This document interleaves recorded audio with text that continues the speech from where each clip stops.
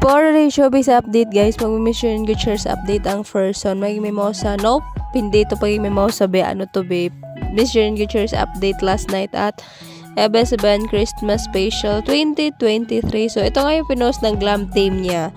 Chill lang yan, pero kinakabahan na with laughing emoji. Then nakatag si Janine, si Anthea Bueno, and si Luisa. Ayan. So ito na nga yung nila, pa-prod. Ayan, with kapamilya leading ladies. Ayan, si Jenica Garcia, si Shaina Magdayaw, si Miss Janine Gutierrez, and last but not the least, si Kayla Estrada. So, ito na yun.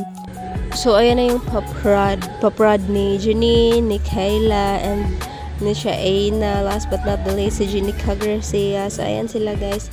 Video guys, mga konting clips lang to during sa ABS-CBN Christmas Special.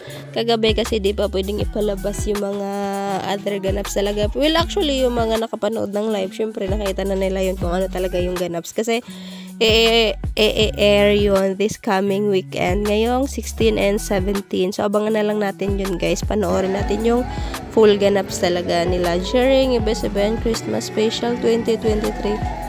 Umunti sila pero solid ka pamilya pa din. So, ayan sila guys. Ayan si Meme Vice, si Miss Reg. So, ayun lang guys. Solid din ko guys yung makita niyong pictures and videos dito. Is credit to the rightful owner Konting. Miss Janine Gutierrez update lang po sa ganap niya last night at ABS-CBN Christmas Special 2023.